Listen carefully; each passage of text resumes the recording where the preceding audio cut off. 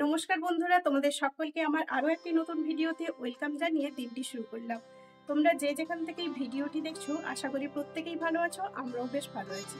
Good morning জানিয়ে আরও একবার ওয়েলকাম জানালাম আমার নতুন একটি ভিডিওতে। আশা করি তোমরা সঙ্গে থাকবে, শেষ পর্যন্ত দেখার অনুরোধ রেখে ভিডিওটি শুরু করলাম। আমি প্রতিদিনই তোমাদের সঙ্গে ডেলি লাইফস্টাইলটা শেয়ার করি, মানে সারাটা দিন কি করি না করি, যেহেতু আমার এটা ডেলি ব্লগ চ্যানেল। তো আজকে কোনো ডেলি রুটিন শেয়ার করছি না, আজকে একটা ঘটনা শেয়ার করছি আমার জীবনে ঘটে যাওয়া। মানে আজকেই যে তোমাদের সামনে আমি কথা বলছি, হয়তো আমি বেঁচেও থাকতাম না। তো কিভাবে এই ঘটনাটা ঘটেছে সেটাই তোমাদের সঙ্গে শেয়ার করব। অবশ্য এর পরের মুহূর্তটা খুবই সুন্দর বা খুবই আনন্দের, মানে বলতে পারো আমাদের পুরো বাড়িতে আনন্দের একটা বন্যা বয়ে গেছিল। তো যেহেতু দুঃখের মুহূর্তটা আগে ঘটেছে, সেই জন্য তোমাদেরকে একটু সেই মুহূর্তটা শেয়ার করব। আর আমার ভিডিওতে যে তোমরা মেয়েকেও দেখো, হয়তো মেয়েকেও দেখতে পেতে না। এই দুজনের মধ্যে হয় একজন বেঁচে থাকতাম বা কেউ বেঁচে থাকতাম না। তো কি ব্যাপার না ব্যাপার সেটা তোমাদের সঙ্গে শেয়ার করি। তো চলো বেশি আর কথা না বলে ঘটনাটা শেয়ার করি। দিনটা ছিল মানে 2024 সাল চলছে, ওটা ছিল 2022 সালের ডিসেম্বরের 7 তারিখ, আর বাংলা হচ্ছে অঘ্রাণ মাসের পূর্ণিমা। তো ওই দিনই মোটামুটি আমার মেয়ে এই পৃথিবীতে আসে। এবারে ঘটনাটা বলি, তোমাদের দাদাভাই তখন কাছে পোস্টিং ছিল। এবারে কি হতো, বাড়িতে একটু যখন ডিউটি ফাঁকা থাকতো চলে আসতো। তো এমন একটা দিনে ঠিক তোমাদের দাদাভাই মানে স্নান করছিল, তখন আমার শ্বশুরমশাই ছিলেন। তো শ্বশুরমশাইকে মোটামুটি 12টার মধ্যে খাবার দাবার দিয়ে যেতে উনি খেয়ে দিয়ে ঘুমিয়ে গেছিলেন। বাকি ছিলাম আমার ছেলে আর তোমাদের দাদাভাই আর আমি, মানে এই তিনজন খেতে বাকি ছিলাম। আর তখন একেবারে শেষের দিকে শরীরের অবস্থাটা পরপর খারাপই হচ্ছিল, যেটা সবারই হয় আর কি। আর সেই রকমভাবে ছেলে হওয়ার সময় তো কিছু মানে বাচ্চা হওয়ার যে পেন হয় কি জিনিসটা, সেটা আমি কোনো মানে বুঝতেই পারিনি। কারণ ছেলে হওয়ার সময় আমার শরীরের কন্ডিশন একরকম ছিল, মেয়ের শরীরের মানে মেয়ে হওয়ার সময় আমার শরীরের কন্ডিশন একরকম। তো যাই হোক, তো এমন এক দুপুরবেলা শ্বশুরমশাই খাওয়া দাওয়া করে শুয়ে গেছেন। এবারে ঠান্ডার জন্য, যেহেতু আমাদের নতুন বাড়ি হয়েছে, তো সেই জন্য পুরো যে কমপ্লিট সেরকমভাবে নয়, কোথাও একটু এটা করলে হয়তো হয়ে যেত, এইরকম বাকি বাকি ছিল কিছু জায়গায়। তো সেই রকম শীতের দিনে তোমাদের দাদাভাই বাইরে ট্যাঙ্কিতে রোদের জলটা গরম হয়েছে সেখানে স্নান করছিল, কারণ আমাদের তখন বাথরুমে গিজারটা বসানো হয়নি। এবারে শীতকালে বুঝতেই পারছো, খাবার মানে তুমি যেই থালার মধ্যে রাখবে কিছুক্ষণের মধ্যেই ঠান্ডা হয়ে যেত। আর শীতকাল মানেই সবারই তো একটু গরম গরম খাবার খেতে ইচ্ছে হয়। তো আমরা কি করতাম, তোমাদের দাদা ভাইয়ের স্নানের শেষেই কিন্তু ভাত টাতগুলো রেডি করতাম। আর ছুটির দিনগুলো থাকলে মোটামুটি সবাই একসঙ্গে খাওয়া দাওয়া করি। তো তোমাদের দাদা ভাইকে আমি জিজ্ঞাসা করে যাচ্ছি যে এবারে কি ভাতটা রেডি করবো। তো তোমাদের দাদা ভাই তখন হয় কোনো চিন্তা করুক বা অতটা আমার কথাটা খেয়াল করেনি, সেই মতো শুনতে না পাওয়াতে আমি একটা তোমাদেরকে স্পটগুলো দেখাবো। বারান্দার একটা সিঁড়ি থেকে আমি জিজ্ঞাসা করছিলাম, যখন না শুনতে পেলো আমি আরেক ধাপ সিঁড়িতে নেবে জিজ্ঞাসা করি। তো সেই মুহূর্তে পুরো 3-4টে ধাপ সিঁড়ি একদম গড়িয়ে গড়িয়ে গড়িয়ে গড়িয়ে উল্টে মানে একদম উপর হয়ে গিয়ে আমি পড়ে যাই। তখন মানে পেটের দিকে আমার কোনো অসুবিধা হচ্ছিল না, ঠিক এই সাইড থেকে এই সাইড নিয়ে পুরো প্রথমে ছিঁড়ে গেল। আর এতটাই পেন হচ্ছিল, মনে হচ্ছিল যেন আমার কান থেকে মানে গল গল করে রক্ত বেরিয়ে যাচ্ছে, আর এই মাথার এই সাইডটা পুরো ফেটে গেছে। মানে আমার ওটা ফিলিংস হচ্ছিল। তোমাদের দাদাভাই তো স্নান করতে করতে পুরো হতভম্ব হয়ে গেছিল, মানে একটা হয় না যে দেখে যেন হাত পা ঠান্ডা হয়ে গেছে, কিছু করার নেই। আর বুঝতেই পারছো একদম শেষের দিকে মানে কি অবস্থা হয় সবারই। তো আমিও বুঝতে পারিনি যে ওইভাবে পড়ে যাব বলে, আমি আবার মুখটা তুলে এইভাবে বলে যাচ্ছি আমাকে তোলো। তখন মানে তোমাদের দাদাভাই এসে আমাকে তোলে। আর ছেলে তো তখন মানে মানে প্রায় কান্নাকাটির মতো অবস্থা। ছেলে তখন দাঁড়িয়ে ছিল, তোমাদের দাদাভাই বলছে একটু ঠান্ডা জল আনো তো, বলে আমাকে জল দিয়ে যাচ্ছে। আমি বলছি আমার দেখো কান থেকে রক্ত বেরোচ্ছে কিনা। তোমাদের দাদাভাই বলছে কানের চিন্তাটা বাদ দাও, কিছুই হয়নি, পেটের দিকটা আগে চিন্তা করো। তো আমি তো বলে যাচ্ছি না আমার পেটের মধ্যে কিছু হচ্ছে না বা অন্য কোথাও কিছু অসুবিধা হচ্ছে না, শুধু আমার মনে হচ্ছে যে কান থেকে গল গল করে রক্ত বেরিয়ে যাচ্ছে বা এই মাথাটার এখানটা পুরো ফেটে শেষ। তারপরে তো মোটামুটি আস্তে আস্তে করে তুলে আমাকে পুরো বাথরুমে শাওয়ার চালিয়ে দিল, বলছে এবারে আস্তে আস্তে বুঝতে থাকো যে শরীরের কন্ডিশনটা কি হচ্ছে বা পেটের কোথাও কিছু অসুবিধা হচ্ছে কিনা। তো আমরা প্রত্যেকেই ভেবে নিয়েছিলাম যে পুরো শেষ। মানে তোমাদেরকে স্পটটা দেখালে তোমরাও বুঝতে পারবে। মানে পুরো 4টে ধাপ সিঁড়ি একদম উপর হয়ে পড়ে যাওয়া, মানে কি অবস্থা প্রেগনেন্সিতে, একদম শেষ পর্যায়ে। তো এইরকমভাবে কিছুক্ষণ শাওয়ারের তলায় থাকলাম, দেখলাম কিছুই মানে পেটের মধ্যে হচ্ছে না, শুধু ওই একই জিনিস, কান থেকে যেন রক্ত বেরিয়ে যাচ্ছে আর এই সাইডটা থেকে অজস্র যন্ত্রণা হচ্ছে। তো প্রায় আধ ঘন্টা, ওই ডিসেম্বর মাসে আধ ঘন্টা আমি প্রায় শাওয়ারের তলায় থাকলাম। তো তারপরে যখন আস্তে আস্তে করে দেখলাম কোনো কিছুই হচ্ছে না, বা তখন আস্তে আস্তে ঠান্ডা অনুভবটা হচ্ছিল, মানে এতক্ষণ তো শরীরে অসুবিধার জন্য ঠান্ডা কি কিছুই বুঝতে পারছিলাম না। তারপরে যখন দেখলাম যে খুব শীত করছে, আস্তে আস্তে করে তোমাদের দাদাভাই ধরে বাথরুম থেকে বের করলো, দিয়ে একটা চেয়ার দিয়ে রোদের মধ্যে বসালো, দিয়ে তখন বলছে এবারে বলতে থাকো যে কোথায় কিছু অসুবিধা হচ্ছে কিনা। তো আমি বললাম না, পেটের দিক থেকে কোনো কিছুই হচ্ছে না, ওই একই শুধু কানের দিক থেকেই যেন রক্ত বেরিয়ে যাচ্ছে আর মাথার মধ্যে যন্ত্রণা হচ্ছে। তো তারপরে আমরা ডাক্তারের সঙ্গে যোগাযোগ করি, যিনি আমার গাইনো ছিলেন। ডাক্তারবাবু কিছু তার সিমটমস আমাকে বললেন যে এইগুলো হচ্ছে কিনা। তো আমি বললাম যে না, আমার কোনো কিছুই হচ্ছে না। তো আমরা মোটামুটি বাড়িতে ভিডিও করে ডাক্তারবাবুকেও পাঠাই যে এই মানে কন্ডিশনে আমি আছি। তো ডাক্তারবাবু বললেন যে না, সেরকম তো মনে হচ্ছে না ভয়ের কিছু, তাও আপনি একবার আল্ট্রাসাউন্ড করুন, তখন বোঝা যাবে। তো আমরা পরের দিন আল্ট্রাসাউন্ড করলাম। আল্ট্রাসাউন্ডেতেও ওখানে গিয়ে বললাম যে এইরকমভাবে হয়েছিল। তো উনিও বললেন যে না, পেটের দিক থেকে কোনো কিছুই অসুবিধা হয়নি, মোটামুটি ঠাকুরই বাঁচিয়ে দিয়েছে, আর যা হয়েছে বাইরের ওপর থেকে। আর মনটা তো মানে থামছেই না যে কি হবে না হবে। আর সব থেকে আরেকটা ব্যাপার জানো, আমার বাবার কিন্তু ওই সময় মানে হাঁটুর অপারেশন হয়েছিল। বাবা অপারেশন হয়েছিল সম্ভবত অক্টোবর নভেম্বরের সময়, আর আমার ডিসেম্বরের ডেট ছিল। তো বাবা বলছিল কিছুতেই অপারেশন হবে না, যেহেতু আমার সামনে এইরকম একটা বিপদ আছে, অসুবিধা আছে। তো তখন আমি নিজে বলছিলাম যে আমার তো ডিসেম্বরে টাইম, তোমার এখন 1-2 মাসে অনেকটাই সুস্থ হয়ে যাবে। মানে এই যে হাঁটুর যে চাকতিটা, মালাই চাকিটা, ওটা ট্রান্সফার করা হয়েছিল। তো মোটামুটি এমন একটা দিন আসে, মানে কি বলবো, আমি একাই ডেলিভারি হতে গেছি, সবাই থাকা সত্ত্বেও কেউ নেই। তো এইরকম মোটামুটি আল্ট্রাসাউন্ডেতে যখন দেখলাম কোনো কিছুই নয়, পরের দিন আমার এমনিতেই ডাক্তার দেখানোর ডেট ছিল, যেটা লাস্ট চেক আপ থাকে। তো সেটা আর হতে হয়নি। মানে কিছুদিন আগে আমার মামার বাড়িতে অনুষ্ঠান থাকার জন্য ওখানে কিছুটা আনন্দ ফুর্তি করে পরিশ্রম হয়ে গেছিলো। তো সেই কারণেই হোক, যাই হোক, আর আগেও বললাম যে ছেলে হওয়ার সময় আমার শরীরের কন্ডিশন একরকম ছিল, মেয়ে হওয়ার সময় কন্ডিশন একরকম। আর ছেলে হওয়ার সময় আমি কিন্তু পেন কোনো কিছুই বুঝতে পারিনি, আর মেয়ে হওয়ার যে পেনটা কীরকম সেটা তাও আমি বুঝতে পারিনি। এখন হয়ে যাওয়ার পরে সবাই বলছে যে মেয়ে হবার যন্ত্রণাটা এইরকমই হয়, আর বুঝবো কি করে। আর আমি না ঠিক মাদেরকে বোঝাতেও পারছিলাম না যে পেটটা কেমন হতো, মানে থাকে কেমন একটা ব্যথা ব্যথা হতো, বা কখনো থাকতো না, কখনো একটু বেশি, ঠিক বোঝাতেও পারতাম না যে এটা এইভাবে ব্যথা হচ্ছে। এমনি বলতাম যে একটু একটু ব্যথা হচ্ছে, ওই যেমন সবাই বলে যে এক শেষের দিকে তো আস্তে আস্তে এইভাবে হয়। তো যাই হোক, আল্ট্রাসাউন্ড তো হয়ে গেল। এবারে আমার বাবার যে অপারেশন হয়েছিল, তো একটা দিন এমন পড়ে যে পায়ের ওই স্টিচটা কাটতে হবে। আর আমার বাবা যেহেতু হাঁটুর অপারেশনের জন্য অ্যাম্বুলেন্সে করেই যাতায়াত করতো কলকাতাতে, কারণ বসে তো প্রাইভেটে যেতে পারবে না, তাই অ্যাম্বুলেন্সকে নিয়ে যাতায়াত হতো। এবারে কি হতো, তোমাদের দাদাভাই যখন থাকতো তখন যেত। তো এইরকম একটা দিন এমন আসে, তোমাদের দাদাভাই তখন ছুটি নিয়ে চলে আসছে, যেহেতু আমার সময়ে হয়ে এসছে। ছেলের বেলাতেও ঠিক 1.5 মাসের ছুটি নিয়ে এসেছিল কয়েকদিন আগে থেকে, মেয়ের বেলাতেও ঠিক একইভাবে চলে এসছে।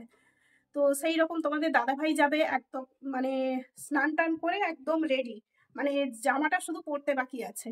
তখন আমার রাত থেকেই না কেমন একটা কষ্ট কষ্ট বোধ হচ্ছে। এমনকি হসপিটালের মানে ব্যাগপত্র গোছানো হয়নি, সমস্ত কিছুই তোমাদের দাদাভাই রেডি করে দিয়েছিল। আর যেহেতু বললাম আমার বাড়িতে কিছুদিন আগে অনুষ্ঠান ছিল, এইরকম করতে করতে ব্যাগপত্র গোছানো হয়নি। আর যেহেতু সবাই জানো প্রথমে একটা বাচ্চা হয়ে গেলে সবারই একটা অভিজ্ঞতা থাকে, সেই কারণেই তোমাদের দাদাভাইকে বলছিলাম কতটুকু সময় লাগবে। তখন প্রথমটার মানে কি নিতে হবে এর কাছে জিজ্ঞাসা করা, তার কাছে জিজ্ঞাসা করা, যেহেতু ছেলের বেলাতে সব কিছু জেনে গেছি, সেই জন্য বললাম এই এই জিনিসগুলো লাগবে, তুমি রেডি করে দাও, আমি বসে বসে সব গুছিয়ে নেবো। সেই ব্যাগ গোছানো হয়নি, মানে রুমের একটা সাইডে সব কিছুই জড়ো করা ছিল, ব্যাগ রেডি করা ছিল, শুধু ব্যাগের মধ্যে ভরতে হবে। তো এইরকম অবস্থা। তো তারপরে মোটামুটি ওই যে বললাম রাত থেকে একটু একটু কেমন পেটটা ব্যথা হতে হতে যত দিন যাচ্ছে, মানে সকালটা হচ্ছে, তত যেন আরো কষ্টটা বেশি হচ্ছে। আর আমি কিন্তু তখনো পর্যন্ত বুঝতে পারছি না যে ওটা মানে বাচ্চা হওয়ার পেন হচ্ছে বলে। তো শুধু মনে হচ্ছে কি আল্ট্রাসাউন্ডে কি ঠিক রিপোর্টটা হলো না, ওই যে উপুর হয়ে পড়ে গেছিলাম সেটার থেকে পেটের ব্যথা হচ্ছে। কারণ ওই আমার যে ডক্টর ছিলেন উনি আমাকে কিছু সিমটমস বলছিলেন বা এইরকম, সেটাই মাথার মধ্যে হচ্ছে, সেইটাই কি ব্যথা হচ্ছে, তো এইরকম হচ্ছে।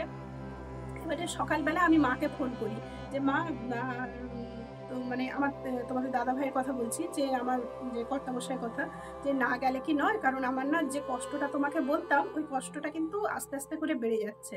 তখন মা বলছে না তাহলে ও থাক, আর যদি অসুবিধা হয় তাহলে ডাক্তারবাবুর সঙ্গে তুমি যোগাযোগ করো। কারণ আমার বাবার যে স্টিচ কাটার ডেট, আর তোমরা যারা মানে ওই রকম বাড়িতে পেশেন্ট আছে অবশ্যই জানো, ওই স্টিচটা কিন্তু দিনের দিন কাটতে হয়, কারণ না হলে ওই যে স্টিচ যেখানে করা আছে ওর পেনটা কিন্তু শুরু হয়ে গেলে খুবই কষ্টকর, মানে আবার কেটে আবার অপারেশন করতে হবে এরকম। তো ওখান থেকে বলে দিয়েছিল, তো সেই কারণে বাবাকেও নিয়ে যেতে হবে একদম মানে কনফার্ম, বা যতই ঝড় বৃষ্টি বাধা আসুক না কেন ওই দিন নিয়ে যেতেই হবে, নাহলে বাবার কিন্তু খুব বাড়াবাড়ি হয়ে যাবে। তো সেই কারণে মাকে বললাম যে না ঠিক আছে, তাহলে তোমাদের কোনো চিন্তা করার দরকার নেই, ও যদি থাকে আর সেরকম কোনো ভয় নেই, তোমরা তাহলে বেরিয়ে যাও। বলে হ্যাঁ ঠিক আছে, ফোনে তো কথা হবে, কিছু অসুবিধা হলে। তো এইরকম মোটামুটি ছিল। তো তারপরে দেখলাম আস্তে আস্তে করে মানে শরীরটা যেন কেমন একটা হচ্ছে।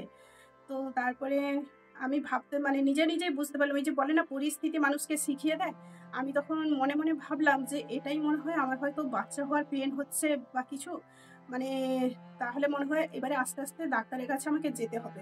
তো আমরা ওই ডাক্তারবাবুর সঙ্গে যোগাযোগ করি।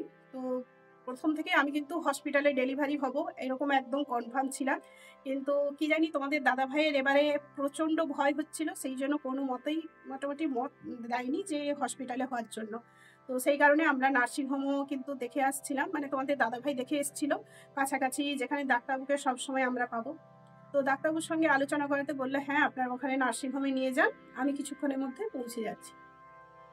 এবারে আসি আসল ঘটনাতে। মা বাবা বেরিয়ে গেল, মানে বাপের বাড়ির কেউ নেই। এবারে আছে আমার শ্বশুর মশাই বয়স্ক লোক, আবার আমার ছেলে। আমার ছেলেকে আমি কোনো দিনের জন্য একা ছাড়িনি, মানে একবার আমার ননদের বাড়ি চলে গেছিল, মানে কান্নাকাটি করে করে আবার তোমাদের দাদাভাই গিয়ে ওকে নিয়ে আসে, এইরকম অবস্থা। আর তারপরে তো মানে এতটাই খারাপ লাগছিল, মানে কি বলবো, সেই মুহূর্তটা এখন মনে হচ্ছে আমার, দেখো চোখে জল চলে আসছে। মানে ডেলিভারি হতে যাচ্ছি, একজনকে পৃথিবীতে আনবো বলে, অবশ্যই ছেলের সেটা আনন্দের, কিন্তু আমি যে ছেলেকে ছেড়ে থাকবো, আমি এই যে পড়ে গেছি এর যেন কষ্ট, মা বাবা চলে গেছে একা ডেলিভারি হতে যাব তার না যা কষ্ট, এই যে ছেলেকে ছেড়ে যে যাব বা ওকে কে দেখভাল করবে, সেটা ভেবে সত্যি আমার খুব কষ্ট হচ্ছিল। মানে তখন যে ওকে নার্সিংহোমে নিয়ে যাব সেটাও মানে সম্ভব নয়, কারণ কি মুহূর্ত হবে, যেহেতু আমি পড়ে গেছি, যদি সুস্থ থাকতাম সেটাও না হলে ভাবতাম, যেহেতু আমাদের কেবিন নেওয়া ছিল। তো এবারে ছেলেকে কি করব সেটাই ভেবে সত্যি মানে এতটাই কষ্ট হচ্ছিল, সরি। তো যাই হোক, নিজেকে মানে নিজের ওপর ভরসা করে ভগবানের ওপর সব কিছুই ছেড়ে দিয়ে, আমি সত্যি ভগবানে খুব বিশ্বাসী, যারা আমার রিলেটিভ তারাও জানে, আমি মানে ভীষণ ভীষণ শক্ত লড়াও, মানে কোনো কিছুতে সহজে হাল ছেড়ে দেওয়ার মতো আমি নয়। জীবন চলে যায় চলে যাবে, ভগবানের ওপর ভরসা রেখে আমি সব কিছুতে এগিয়ে যাই। তো এইরকম মোটামুটি ভগবানকে ডেকে যাচ্ছি। আর মানে কি বলে, একদিকে মনে হচ্ছে অন্তরের হাতটা ধরে আছি ছেলের, আর বাস্তবে ছেলের হাতটা আমাকে ছেড়ে দিয়ে বেরোতে হচ্ছে, এইরকম কন্ডিশন। এবারে আমার বড় মামার ছোট মামার দুজনের দুটো বাড়ি আছে। বড় মামারা একজন মানে তাদের একটা এমন ইমার্জেন্সি কাজ আছে, সেখানেও তাদেরকে যেতে হবে। আর বাকি আছে আমার ছোট মামার বাড়ি, ওখানে ছোট মামার 3 মেয়ে, ছোট মেয়েটা আমার ছেলের সঙ্গী, ওই মাসি হচ্ছে মানে আমার ছেলের সঙ্গী, সেক্ষেত্রে ঠিক আছে। আর আমার দিদা ওখানে আছে, দেখভালের পুরো দায়িত্ব পাবো, এইটুকু ভরসা রেখে ছেলেকে পাঠানো হলো ওই ছোট মামার বাড়িতে। এবারে শ্বশুরমশাই বলে যাচ্ছে, আর যেহেতু আমি মহিষাদলেই ডেলিভারি হয়েছিলাম, ছেলের বেলা তমলুকে হয়েছিলাম, শ্বশুরমশাই বলে যাচ্ছেন যখন তমলুকে যাচ্ছিস না মহিষাদলে আছিস, আমি মুড়ি খেয়ে থেকে যাব, তোদের কোনো চিন্তা নেই।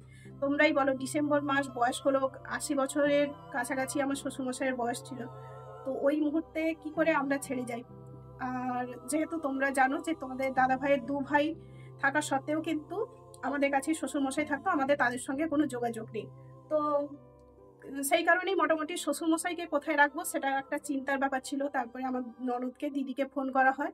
তো তো তোমাদের দাদাভাই বললো যে আমি একটা টোটো ঠিক করে দিচ্ছি, ভাগনা যদি আসে নিয়ে কি যাবে? বলে হ্যাঁ তোরা রেডি কর, আর ভাগনা যাচ্ছে। বলে আমার ভাগনা এসে আমার শ্বশুরমশাইকে নিয়ে যায়, ছেলেও এই দিকে চলে যায়। এবারে তোমাদের দাদাভাই, আমি বলে যাচ্ছি সবাই আগে কিছু একটু খাওয়া দাওয়া করো, ছেলেকেও একটু টিফিন খাইয়ে ওখানে পাঠালাম, শ্বশুরমশাইকেও একটু খাইয়ে দিয়েছি। মানে নিজের এইদিকে কষ্ট হয়ে যাচ্ছে, কিন্তু মানে আমার ব্রেনটা কিন্তু সব দিকেই কাজ করে যাচ্ছে।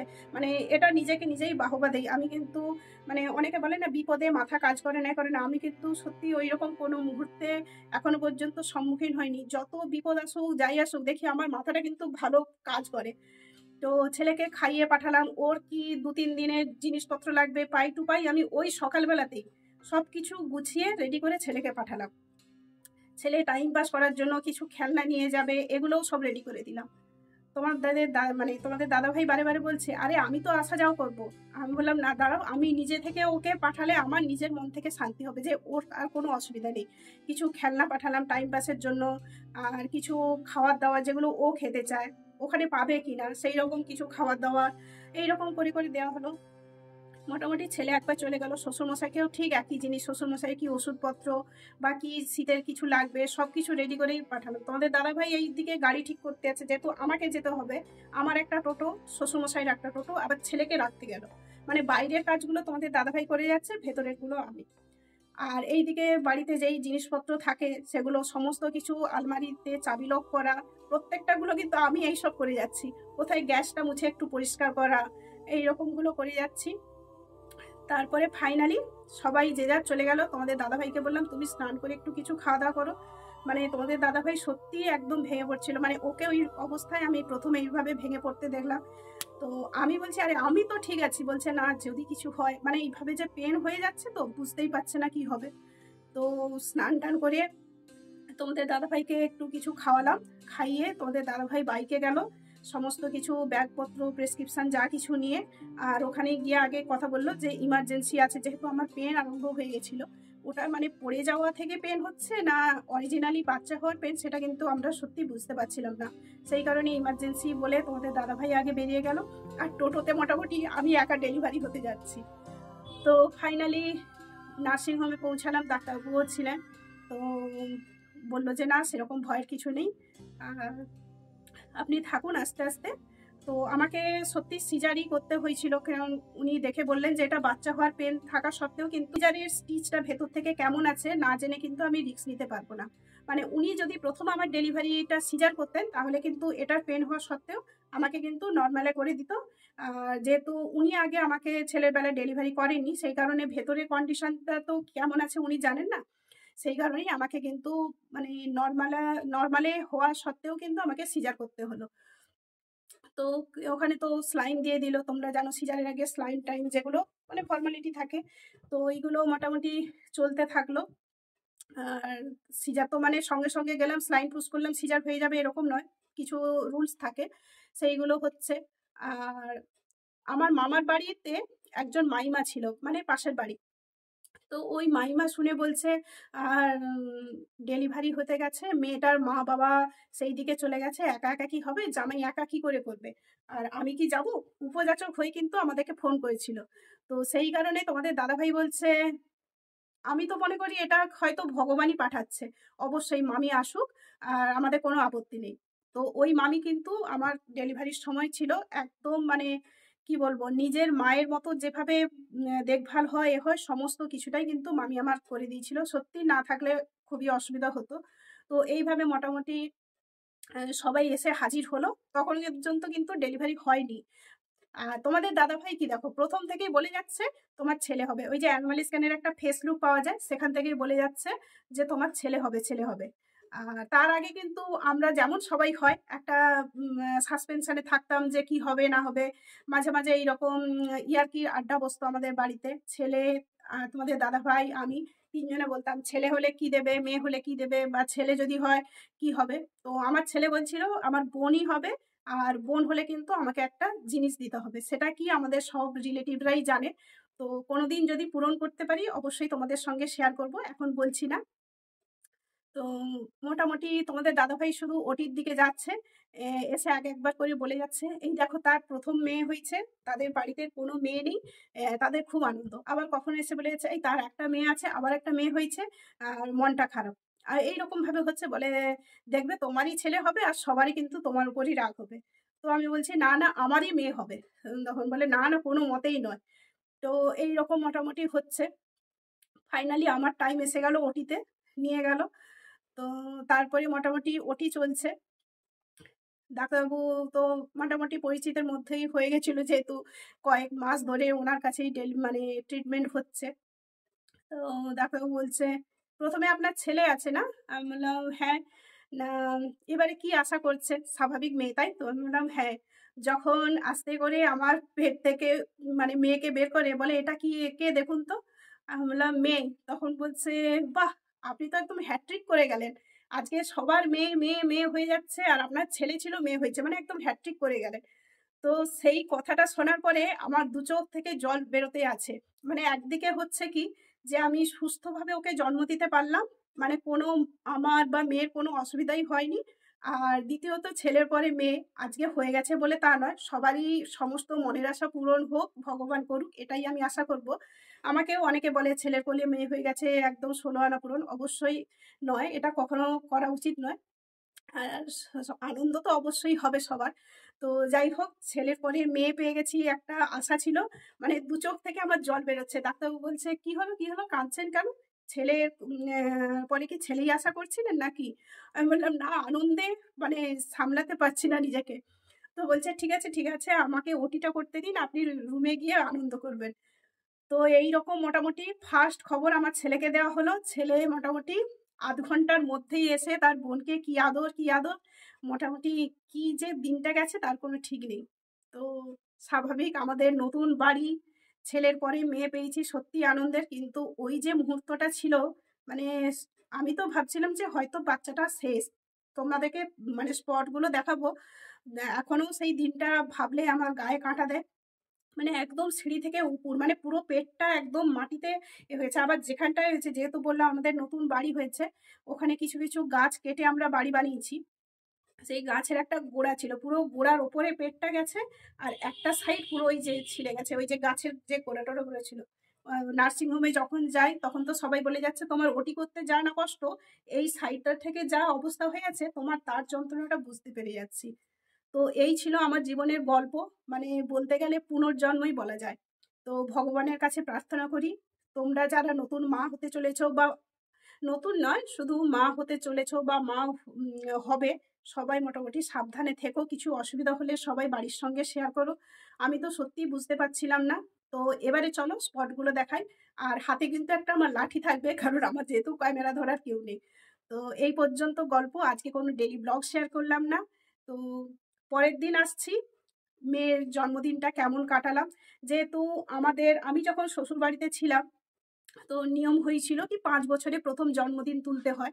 সেই কারণে যেহেতু ছেলের 5 বছরে প্রথম জন্মদিন তোলা, আর আমাদের কিন্তু মেয়ের বেলাতেও একই নিয়ম হবে। তো সেই কারণে আমার ছেলের ইচ্ছে ছিল যে প্রথম 2 বছরে আমার মেয়ের জন্মদিনে সে একটা কেক খাবে। এই কারণে সেভাবে জন্মদিন কোনো আমরা বড় করে সেলিব্রেট করিনি। তো কিন্তু মোটামুটি কাটিয়েছি, দারুণ মজা করেছি। সেই ভিডিওটা তোমরা পরে দেখতে পাবে। তবে আগে স্পটগুলো তোমাদেরকে দেখাই, যে কোনখান থেকে কিভাবে আমি পড়ে গেছিলাম। তো চলো এই পর্যন্ত, সবাই ভালো থেকো, সুস্থ থেকো। আমার ঘটনাটা তোমাদের কেমন লাগলো অবশ্যই কিন্তু কমেন্টে জানিও। আর আমার মতো জীবনে আর কারো ঘটনা কি ঘটেছে সেটাও জানাতে ভুলো না। সবাই ভালো থেকো, সুস্থ থেকো। আজকে টাটা বলে বিদায় নিচ্ছি, দেখা হচ্ছে পরের ভিডিওতে। তো জায়গাটা আগে দেখো, পুকুরের সাইডেই কিন্তু এই সিঁড়িটা, এইদিকে সেরকম বেরোনো হয় না। তো পরে আস্তে আস্তে এগুলো পুকুরটা বাঁধিয়ে পরিষ্কার হয়ে গেলে তখন এই দিকটা একটা ঘাট বাঁধিয়ে ব্যবহার হবে। তো মোটামুটি টুকটাক বেরোনোর জন্য সিঁড়িটা করা আছে। তো এই যে 1 2 3, এই 3টে ধাপ সিঁড়ির। তো আমি এই প্রথম ধাপেই দাঁড়িয়েছিলাম, জাস্ট এই রকম দাঁড়িয়ে এইখানে গ্রিলটা ধরে তোমাদের দাদাভাইকে জিজ্ঞাসা করে যাচ্ছি যে ওইখানটায়, ঠিক এইখানটায় রোদ আছে, এই রোদে দাঁড়িয়ে স্নান করছিল। তো তখন বলে যাচ্ছি, ভাতটা বাড়বো? তো তখন স্নান করছিল, জলটা পাচ্ছিল, মানে গায়ে ঢালছিল বলে শুনতে পাচ্ছিল না। ঠিক এই রকম আমার হাতটা ধরা আছে, আর আমি ঠিক এই ধাপ থেকে এইখানে পাটা এইভাবে রেখেছি, আর হাতটা কি করে এইখান থেকে এইভাবে ছাড়া হয়ে গিয়ে ঠিক উল্টে উল্টে উল্টে উল্টে গিয়ে একদম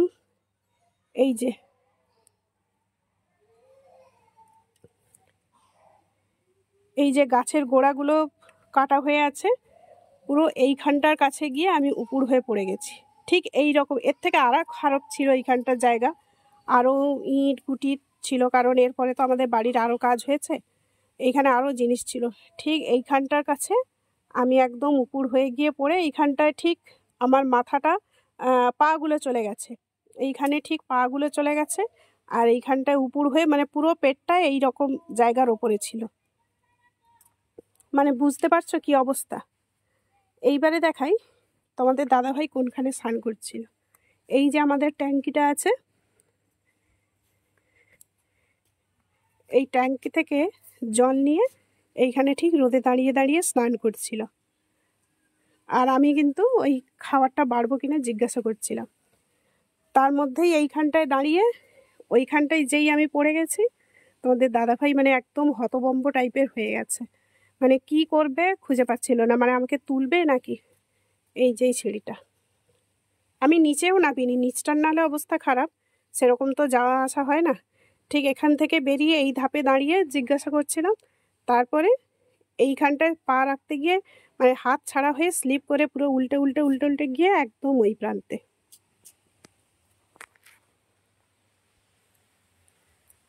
ভাবো কীরকম মৃত্যুর মুখ থেকে ফিরে এসেছি।